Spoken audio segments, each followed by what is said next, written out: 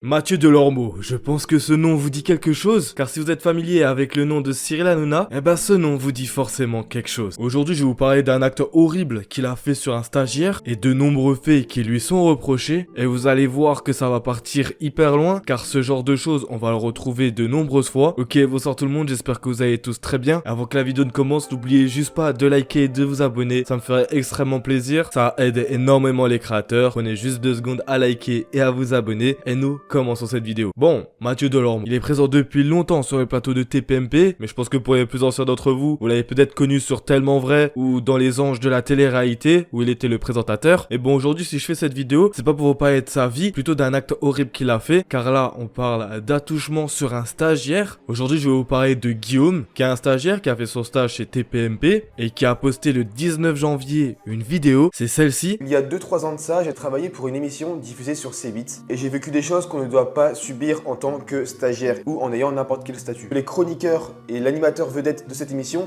ont assisté à ça, ont vu fréquemment ce qui se passait et ils n'ont jamais bougé le petit doigt, ils n'ont jamais réagi. Ça passait par des câlins très proches, des mains baladeuses, des bisous dans le cou. Pourtant, je montrais bien que je voulais pas. Des fois, ils me prenaient par la taille, je me retournais, je regardais les gens en mode s'il vous plaît, aidez-moi. Ils rigolaient, ces gens-là rigolaient. Pour vous dire, quand il se passait ça, je rentrais chez moi, je vomissais, j'étais tout blanc, j'en tremblais, rien que de savoir que je devais retourner à Canal et recroiser cette personne. Ce qui me met hors de moi, c'est de voir cette personne à l'antenne se scandaliser quand on parle de personnalité qui aurait fait des attouchements sur d'autres personnes, alors que cette même personne le fait. Dans cette vidéo, Guillaume ne va pas dire une seule fois le nom de Mathieu Delormeau. Ça paraît évident pour des raisons juridiques et pour pas qu'il soit poursuivi en justice. Honnêtement, ça se comprend. Et là, vous allez me dire, mais Foufa, alors pourquoi tu dis est-ce que c'est Mathieu Delormeau? Et vous allez voir après, ça va prendre tout son sens. Car là, il nous parle bien d'un chroniqueur qui est souvent là, tout le temps dans les émissions en direct. Et le point le plus important, c'est qu'il mentionne qu'il est gay. Et ça fait toute son importance. Car on sait très bien que sur le plateau télé de TPMP, l'une des seules personnes qui est gay à ce jour, c'est Mathieu Delormeau. Donc maintenant, ça nous confirme bien que c'est bien lui et que je ne dis pas ça dans le vent. Mais vous allez voir la suite de la vidéo qui est assez choquante, car Guillaume va nous décrire plusieurs scènes qui, pour la plupart du temps, ont été vues par les autres chroniqueurs. Et c'est ça le gros problème, c'est que pas mal de chroniqueurs étaient présents lors de ces événements et ils n'ont pas levé un seul petit doigt. Toutes ces personnes qui, dans cette émission, se scandalisent quand on parle d'attouchement, mais ce sont ces mêmes personnes qui en rigolent lorsque ce genre de choses se produit devant leurs yeux. Pour vous dire, quand il se passait ça, je rentrais chez moi, je vomissais, j'étais tout blanc, j'en tremblais, rien que de savoir que je devais retourner à Canal et recroiser cette personne. Ce qui me met hors de moi, c'est de voir cette personne à l'antenne se scandaliser quand on parle de personnalité qui aurait fait des attouchements sur d'autres personnes, alors que cette même personne le fait.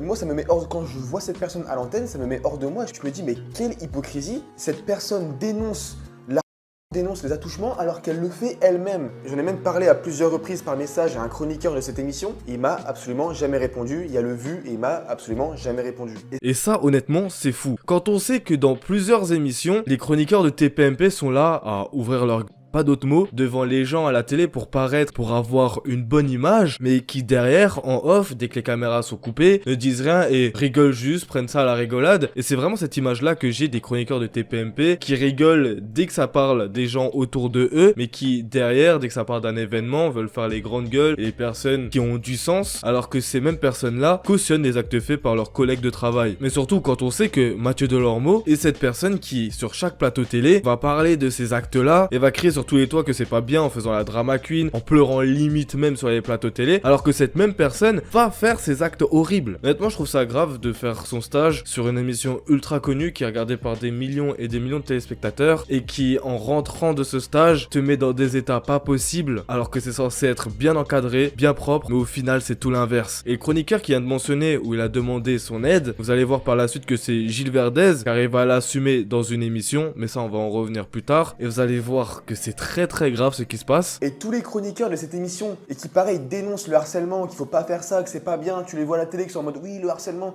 et quand ça se passe et ça se produit devant leurs yeux, ils en rigolent, ils ne disent absolument rien. C'est absolument fou. Et j'ai l'impression que ces personnes-là ont un pouvoir, ils se pensent tout permis, ils pensent qu'ils peuvent rien leur arriver. Honnêtement, j'aurais pas dit mieux. C'est ces mêmes personnes qui vont jouer les grosses têtes sur les plateaux télé et qui derrière rigolent de tout et se prennent un peu pour des personnes supérieures à donner des leçons de droite à gauche en dénonçant des choses que eux-mêmes cautionnent. Et ça, c'est très très grave. Et écoutez bien maintenant, car là, je vais vous mettre une interview de Guillaume où il nous explique explicitement ce qui s'est passé dans les moindres détails et honnêtement, accrochez vos ceintures car c'est assez dur à écouter. Simplement ce qui s'est passé là-bas, en gros, j'ai la canal, vous voyez cette personne. La première chose qui m'a été dite par cette personne, c'était « T'es qui ici? T'es qui toi ?» Du coup, je lui ai dit « Je suis stagiaire. » « Ah, seulement, bon, c'est pas grave, on fera avec, tout ça. » Et après, c'était passé par des bisous dans le cou, des câlins, il me courait après, quand il me voyait, il me courait après pour me faire un câlin, sauf que moi je me barrais, sauf que des fois, je pouvais pas faire autrement, je travaillais, donc forcément. Ça passait par des bisous dans le cou, des mains baladeuses. La personne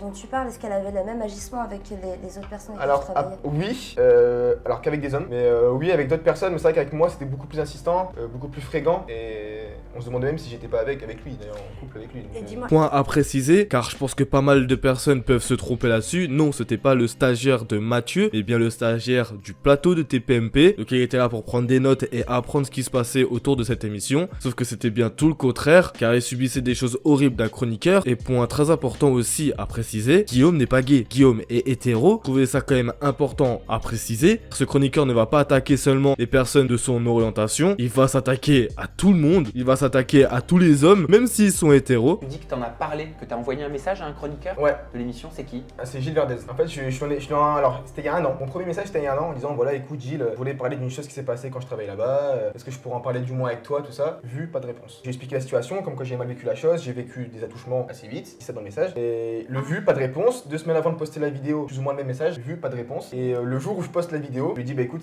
voilà, Gilles, je voulais en parler avec toi. Je sentais que t'étais la personne qui était vraiment la plus sensée de l'équipe, à qui je pouvais en parler. J'ai pas eu de réponse. Du coup, voilà, c'est sorti sur Twitter. Et à partir de ce moment-là, il a appelé tout le monde. Gilles Verdez, j'ai appris qu'il a appelé les gens des personnes de C8, de TPMP. Et avant ça, avant que je poste la vidéo, aucune réaction. C'est ce que je vous disais avant. C'est Gilles Verdez qui a été sollicité et qui malheureusement n'a pas répondu et qui a clairement fait l'aveugle. Car quand c'est pour brailler sur les plateaux télé et faire la personne qui donne des leçons de morale, il est présent. Mais quand c'est pour aider des stagiaires qui sont sur le même plateau que toi, là tout de suite ça se la ferme. Et c'est là qu'on voit qu'on a un espèce de système sectaire autour de cette émission TPMP, mais vous allez voir que ce sentiment de on va le retrouver encore plus loin, car là, ouvrez grand vos oreilles, ce que Guillaume va dire est très très grave, il y a zéro vanne, et je pense que vous allez pas être prêts pour cette déclaration. Alors une fois que je suis reçu par cette personne, donc là on parle pas de la personne qui m'a agressé, on parle de la personne du boss de l'émission, tout simplement. Clairement, il m'a dit voilà, je n'étais pas au courant, c'est très compliqué, enfin je remets pas en cause ta parole, je sais très bien qu'il est comme ça, qu'il l'a déjà fait, et que tout simplement je te crois. Mais voilà, qu'est-ce que tu aimerais faire maintenant, tout ça, si tu veux on peut le rencontrer ce soir en studio, donc à Canal. Tu rencontres le chroniqueur en question, donc tu te retrouves face à lui une nouvelle fois. C'est ça, il comprenait pas quoi, j'avais ses propos envers lui, il disait non mais c'est un jeu, je comprends pas. Qu'est-ce qui est un jeu? Tout ce qui est attouchement, bisous dans le cou, pour lui c'est un jeu. Sauf que pour moi c'est pas du tout un jeu en fait. C'était pas un jeu pour toi? Ah non, pour moi c'est pas un jeu, clairement, clairement c'est pas un jeu du tout. Non mais c'est important de le rappeler. quand on dit non, de toute manière, ce n'est plus un jeu. Donc là, on apprend que c'est bien plus haut que Cyril Hanouna, et on apprend surtout que ces actes horribles sont bien connus des gérants de l'émission. Donc ça veut dire que à côté, Cyril Hanouna est conscient de ce que ce chroniqueur fait, et les personnes qui sont bien plus haut aussi. Et il est ça dans le plus grand des calmes, et derrière, dès qu'une émission est tournée, ils viennent faire les donneurs de leçons, alors que eux-mêmes sont au courant de choses horribles qui se passent, et ce, sur même d'autres personnes, car on a appris dans cet extrait que c'est fréquent et que c'est pas la première fois qu'ils aient affaire à ce genre de comportement, donc ils le cautionnent très clairement, et derrière ils osent faire des émissions où ils donnent des leçons de morale et viennent dénoncer des choses en mode ça c'est pas bien, faut pas faire ci, faut pas faire ça, alors qu'ils le cautionnent et tout le monde est au courant de ça. Moi je trouve ça grave, surtout même de laisser une personne comme ça à l'antenne et de se dire bon bah c'est normal, les gens ils y verront que du feu, car bien évidemment les gens ne sont pas censés être au courant de ce qui se passe en off, et c'est là qu'on retrouve ce système un peu sectaire où ils savent entre eux ce qui se passe, ils le cautionnent entre eux, mais tant que ça sort pas, et dès que ça sort, et ben même là ils vont se la fermer et ils vont tout nier, car là je vous parle d'un truc qui s'est passé l'année dernière, donc en janvier 2022, et dès qu'on a parlé de ça aux chroniqueurs, silence radio, ils ont tout nié. Je trouve ça vraiment grave, mais là vous allez voir que ce qui va suivre, ça va bien plus loin que de simples attouchements, car là on parle très clairement d'avantages en nature, et vous allez voir que c'est terrible. horrible. Après, il y a des paroles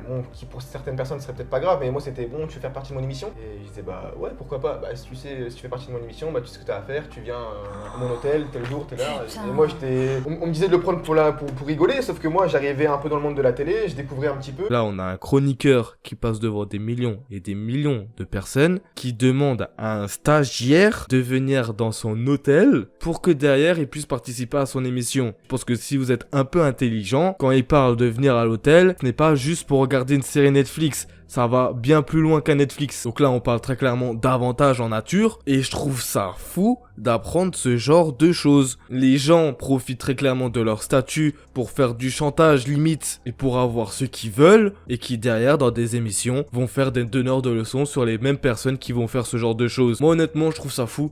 Vous dites-moi en commentaire ce que vous pensez de ça. J'aimerais bien voir votre avis là-dessus. Honnêtement, c'est un truc de fou ce que je viens d'apprendre. Je vais me renseigner davantage et vous sortir plus de vidéos là-dessus. Car je pense qu'on a énormément de choses à apprendre. Si la vidéo t'a plu, n'oublie pas de t'abonner et de liker. Ça m'aiderait énormément pour les recherches. Moi sinon, je vous laisse là. C'était Foufa. Passez une bonne journée ou soirée. Ciao.